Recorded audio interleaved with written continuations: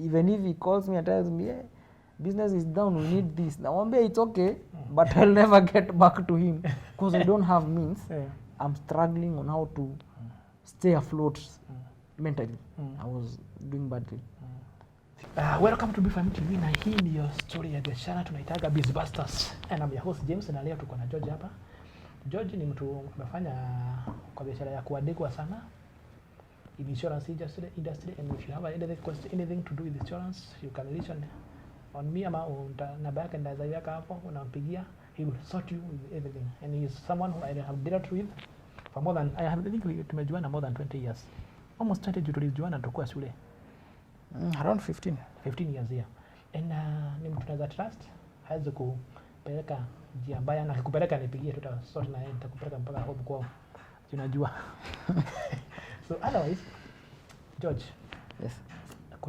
This is one thing I have noted, like you go to many social media pages, people are always blaming bosses, they are always saying nilikuwa na boss mbaya, but we don't see the picture that some bosses go through before they start a business or before they close the doors of the business. We go through a lot, but no one knows. And I've seen people, hey, demand you are working so much. Unaona boss make 5k, but unafikiria hiyo pesa ni 5k ambayo kwa bank, no.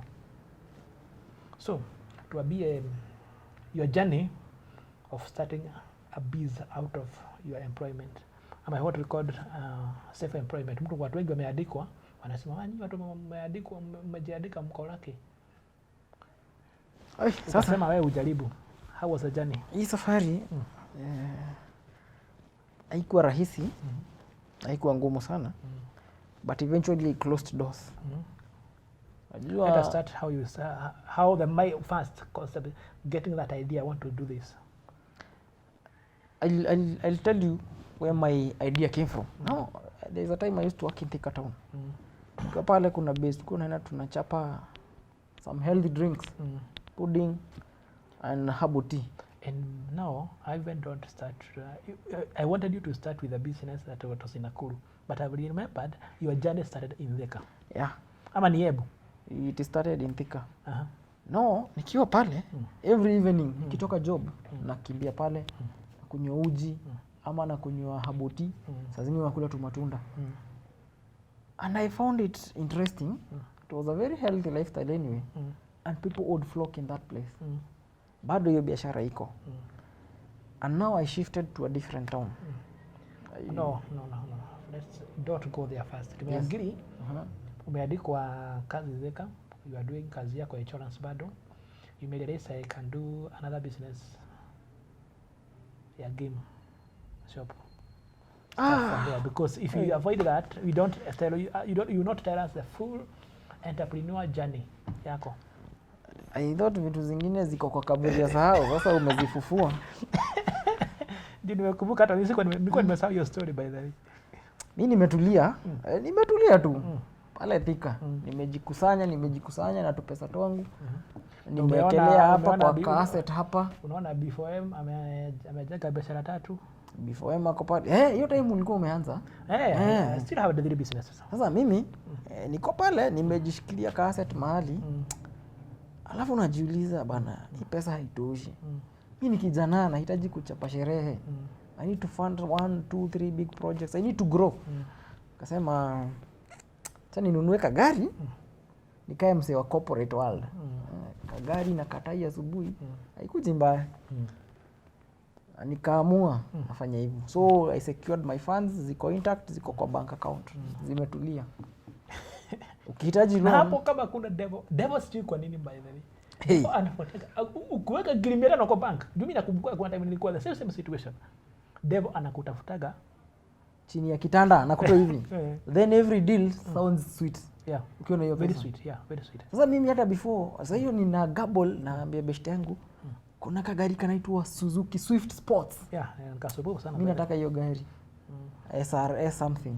So niko na imagine nikiweka full tank na chapa Meru hiyo safari tu ni maview na enjoy. Nikiwa hapo bado sijaamua niende Mombasa nikaangalie gari ama niende Kiambu Road. Napatana na jamaa. Aambia George, ushaifikiria gaming? Kitu iko na do.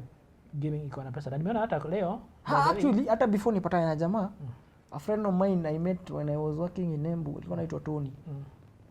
Nikichapa errands zangu jioni nikapata na Tony kwa street. Nikamuuliza msee, uko hapa? Niko hapa. Siku mingi. Unafanya nini huko? Haambia mimi niko na gaming shop pale. Ndo nachezesha. Nikaenda nikaona wasi wako busy na PS. Nikasema ni fiti. But sina interest na hii kitu. So me I didn't bother much. Nikaenda nyumbani. Tukapatana time nyingine hapo. No, he gave me his number because I had lost contact. Nikaona status amesema launching another shop ya gaming. Nikasema hii kitu jamaa anaunda cash. And I went for the luncheon. Nikapata iko hivi. Baadaye nimeona hata mtu leo amepost kwa YouTube fulani ya mtu akasema sijui akaandika Kisumu weka gaming shop upate 5k per day. Hizo vitu kwanza ukiwa na pesa huwa zinakutea vitu kana mtu amepost kitu kama hiyo. Bwana. So mimi kwenda tu kwa Tony nikaona iko hivi. Kaenda nikapata best yangu fulani hapo. Nikamwambia msee ni aje fiti. Nimetoka pale best yangu anaweka gaming. Hebu tuende uone. Kaenda ng'ambe na msee. Kuna wase wengi. Na hii kitu Georges tuwekelee. Unaona aje? Tukaenda tukachapa hesabu ingine ya maleo kimalenge sana. Tukiweka gaming 15 screens. Hata moja itupe 15k a day. Tuko na pesa ngapi? On the lower hand. Sasa hiyo mnasema on the lower hand every skin tuko na 15,000 per day. Na hiyo ni impossible a whole day. So tuna operate na minimum. Tunachapa hesabu. Ukifanya mahesabu na cloud inakuwa different sana. That's why I noted different. Like I've been asking myself by the way, I've noted most business nataka si business consultant ama nini. Nika notice saizi being the business nimekuwa nikifanya for the last 7 years, I think I would do well as a business consultant than many people who are called business consultant and they have never done a business kwa cloud. Yeah. So no, mistake number 1 over ambitious. Tumechapa hesabu 1000 times 15 tuko na 15,000 on the minimum. Na tukiekea watu movie shop hapa unacheza game na unachukua movie. That is another extra it's a kind of being effective and making sure you use your space well. Na sasa tunasema actually gaming shop you can combine comfortably with the movie shop. Na tunasema penye tulikuwa tunasema na hii building ni kubwa. Tunaweza chukua room next tuweke coffee shop. Mzazi analeta mtoto anakula ice cream, anakunywa coffee, popcorns, tukaona THIKA, it was in THIKA town. THIKA tutatesa, tutabika do. Hapa ni sitakuwa kusema. Jamaa ananiambia fanya aje? Nitakupa stakeholding. I'll give you, I think it was 30% ama ni 40. Ikitu because it's cost intensive. Si kuchapeka stakeholding ukue shareholder pale. Yeah. Anomina shareholder because you uko job. Mimi nikamwambia ni sawa. Kama mimi niko sawa, tuendelee. Tukaamua kuwekelea busy. Tuliekelea busy. Hiyo nayo sawa. 2/2M to cost. But I saw that place, it was look. It was classy, it was fancy. It was awesome. Kiambu county yote hakuna mtu alifika hiyo level. Tulikuwa tunasema, tulikuwa tunawika. Tukaanza biashara, tukaprint t-shirts nini. Na niulize before to wedelay. Either 30% umepewa, is it based on the capital contributor? That is capital contribution. So the agreement was we will share profits also based on umeandikiana. Tunaandikiana. I think hata tukumalizanga pepo wake yote. At the same time I was transferred to a different town. Before wedelay, because we not a contract, squeeze ukifanya biashara, it's good to have a very good contract. Have a very good contract? Yeah. Get a partner you can work well with. Just vet your partner, use your own means to vet your partner. Ukuwe ni mtu mnaelewana, have the terms straight, muelewane. Because also out there you cannot make it alone. Usijidanganye. Actually, I noticed we too much fixed on our businesses squeeze Kenyans. That's why most businesses do not become big. Sometimes you have to set some shareholding. Shareholding is important. This person does not only bring money, they also bring ideas. They also make the burden of running the business easy. And in case of a loss, you don't absorb the loss alone. Now you can imagine I was alone, the 2.5 million, how much, I would never recover. But now your portion is small. If you have 3-4 guys, the portion is small. You don't have to take all the profit home alone. No. this business can grow, you can open branches, and eventually the money you wish to earn, you will still earn. Actually, the easiest way to be rich is not to be so selfish. That's what I would say. And people see big brands, unadhani, it's before him. Oh. Before him is a brand name. Behind it, there are guys People chipping in capital and ideas now and then. At times you don't have money to contribute to the business when it needs money. Because you've been in business, you know it is not always business giving money to you. So zingine you may want to renovate and all the profits go into it and you are left in deficits. Other overhead costs come. So it is good to at times also see the possibility of a partnership. Just do the paperwork the right way. Yeah, so we did it. Tukaingia kwa biashara. I was transferred. So I lost visibility of the business. You can't. I went to Nakuru. And one thing about business. But after my transfer, you going to make profit. Or yeah, did you, we started making some money. Let me ask you this: the first month, how was it? Specific details. Like, did you make first month was marketing. You can say it's marketing. You didn't make good money. We make some. We made money. We made money. I think around 70K hapo. Na nyumba mlikuwa nayo pesa ngapi? Nyumba was around that is after paying the bills. So 70K. We were left with around 70K. And so the business was very viable then. Yeah, it was viable. We had 3 employees. And if you come mlipa kila kitu mpaka nyumba mkacho na 70K, it was very viable. Roughly.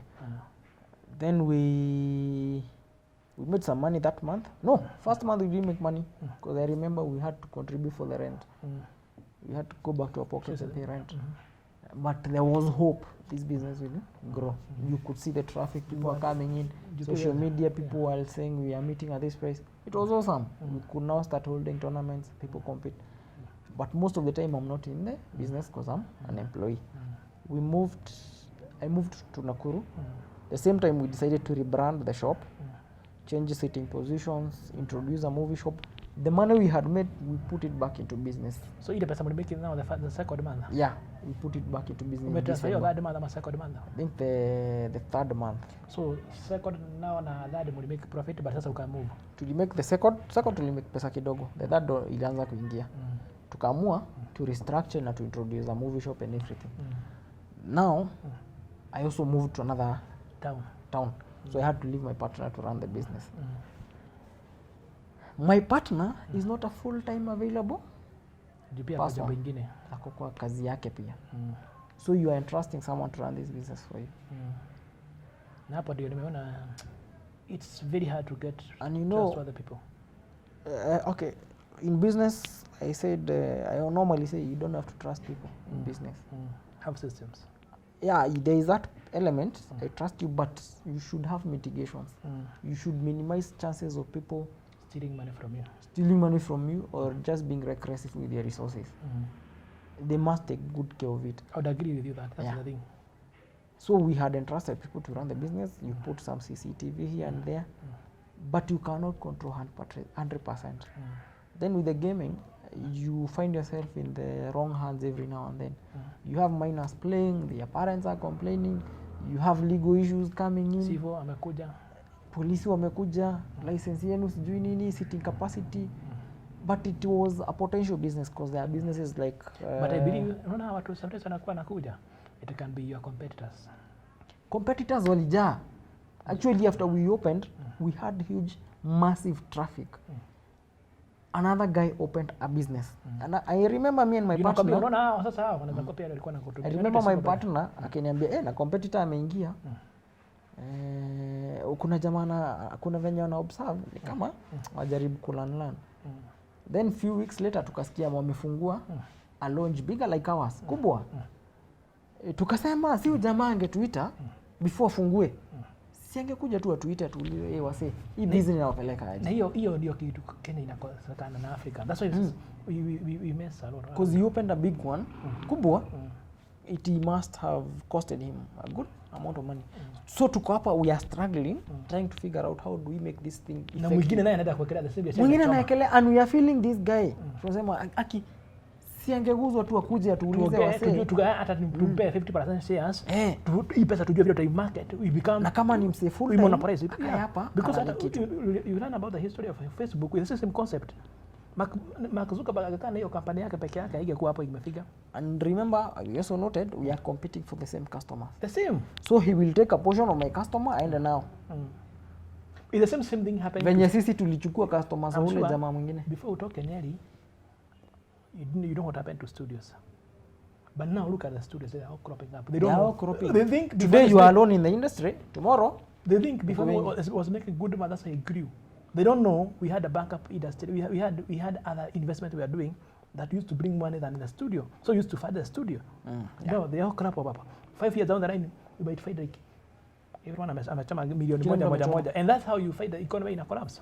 And everyone comes with their prices. Wengine wana undercut, you cannot survive. So amefungua lodge sasa. So huyu jamaa mwenyewe amefungua lodge. I had to go and pay and play there pia. Naenda nalipa tukiwa na competitor na colleague wangu hapo tunacheza tukiangalia kauze na customers. Hana mtu. Nasema watu wako kwetu. Huyu hana watu bado. Haya jioni wale wetu unapata wawili watatu huko wanacheza. So tunajua tuko less. Huko tuko minus hawa. But business was not good for him. I was transferred. Now my partner would update me on the progress and everything. And not long after that COVID came. Yeah, by then nakumbukaga juu pia hata mimi nilikogoka. But because I nakumbukaga mliweka 3 months only kasi kwa sure. Kuna mmepost social media, it was around 2019 December hapo. Then August 2020 March COVID ikakuwa too much and government closed public places. Yeah. Sasa PS ni mahali watu wanajaa kaka Sarani imefungwa. Mko hivi imefungwa. Leo mlikuwa na pesa ngapi? 30k. March, I think mid March, April, May, June, July, August, September don't could reopen. That is piling rent. Can I ask you this by the way? Because I feel like there's a reason why I oppose capitalism, and I believe, I don't know whether I should share this secret, but if I ever become a Kenyan president to do one day, I will destroy capitalism. I will restore what is called African socialism. Because do you think it was fair for those people who had biashara zimefungwa? I was lucky. Biashara zao kazi kufungwa fully. At least I could come and operate. The studios here watu wengi. But I felt that we need to use common sense. Because I know someone says akona rent. Before biashara zifungwa alikuwa na rent ya 1M. Do you think it was fair for people who have landlords wako na pesa walikuja wakakalia hii milioni? Unajua sasa I feel that's why people even asaizi wana struggle by the way. People struggling. To me I felt like biashara unipe ni operate. Wewe unajua sikatai cooperate ni vitu ziko. I feel watu tukikata kila mtu akakata half of the rent. There are people who went out of their way to accommodate their businesses. That was, to me, if I was the government, that would have instructed. I don't care whether it's a personal business, because I'm not by the way. We can't allow people to charge every place they want to charge. Yeah, sure. Because if you allow people to charge every month they charge, what does it mean? A country is a welfare state. So if you don't care, we should care so much about that person who is ako chini hapo. Mimi mwenyewe nikikuwa hapa before nikuwe I can charge any amount of I can make to charge. It's unfair. Look, if you know study what is happening in the US, Netherlands, England, you notice UK, you notice that there's a housing problem. And we are pretending here like things are not the same. Look at how 10 years down the line, rent imepanda na pesa ngapi? Nyingi. Biashara nyingi siku hizi unaona nyumba iko hapa Tunaivas inapeana 70,000. 70,000. Do you know 70,000 afadhali ile Nairobi? Because kuna chance ya kugrow. Na hiyo ndio shida sasa. So like umefuga March mpaka September. Rent imeaccumulate. Yeah, rent imeaccumulate. And now I had some loans. Of course. And nilikuwa nimechapa hesabu. Hii gaming ikienda venye inaenda tutakuwa sawa. Italipa loans. It was so sad that now I had to fund every single loan I had out there with my salary. Unapata umelipwa leo, umelipa loan, umeanza kugoja end month. Hiyo siku salary imeingia, after 2 days you are waiting for end month. You are making like 70,000. Yeah. But unakaa kama mtu ana make 100 per day. My friend, I used to admire students.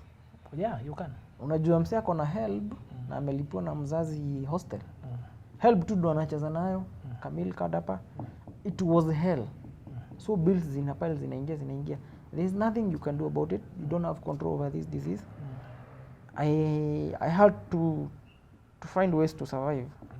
I moved into a bed sitter, a very small one, and I had to negotiate rent to 5,000 from a whole 1 bedroom to a bed sitter.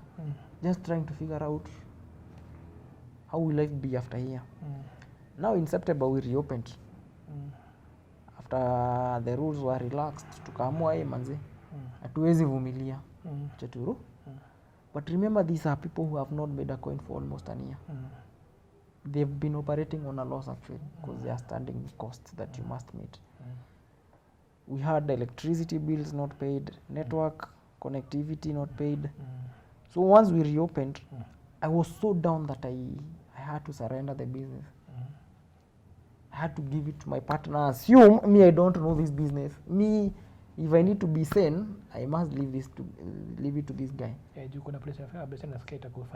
the good thing, the guy had more muscles than me. So me, I exited without notice. Even if he calls me and tells me, hey, business is down, we need this. Now it's okay, but I'll never get back to him because I don't have means. I'm struggling on how to stay afloat mentally. I was doing badly. Few months later, just when things are starting to work, we had not paid our insurance policies. The business was broken into, we lost everything. Anything that makes gaming except the screens and the seats. And now ukiachiwa TV utafanyia nini? So in short, the money I had to buy my Suzuki Sports ilienda yote hapo na ikakunywa maji ikaenda ikiendanga. Na ile pesa vitu ugeuza hata irudi kidogo zimeibiwa. Sasa na hizo TV mkiuza ndo zitalipa rent yenye imekuwa ikipile. So literally it left me with a big hole in my pockets, which may take me some 5 more years to recover from. Even as we speak, I've never recovered. So that's how. But I just thank God. I took it in a way that majority don't believe, as if nothing happened to my life. I don't lament because it's beyond my control. But hopefully things will work and I'll still go back to that industry one day, because it is full of potential and technology in the world is dynamic. Games are getting better, gaming is getting better. So I can still revisit in future. The break kiasi, then we continue.